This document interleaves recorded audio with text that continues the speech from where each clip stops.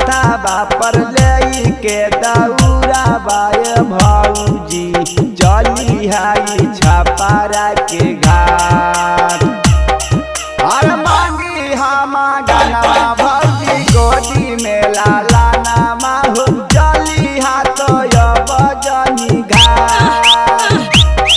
और मांगी हम गाना भौजी गोदी में लाला नामा हो चली हाथ बजनी घाट।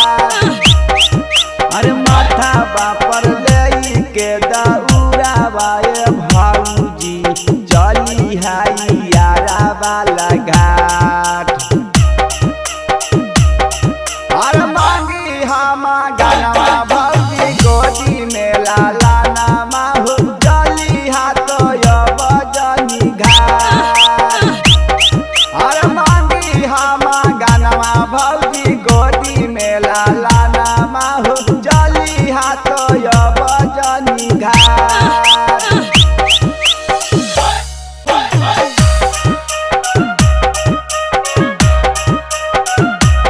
Shivangi recording studio Rajgir.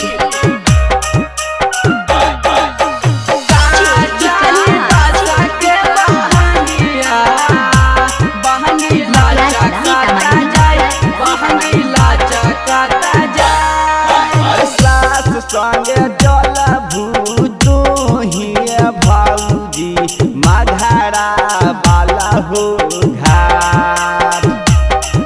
सास संगे तू ही भौजी चली हाई मघरा घाट। और मांगी हम गाना भौजी गोदी में लाला नामा चली हाई यारा वाला घाट। और मांगी हम गाना भौजी गोदी में लाला नामा चली हाई मघरा वाला घाट।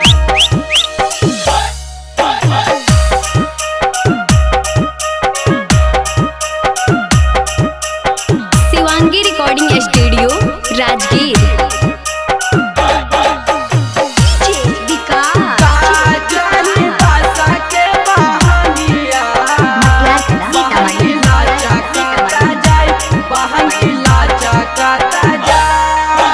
मुखिया के गाड़ी बुक न कर के चली हाई बड़ा गाँव घाट।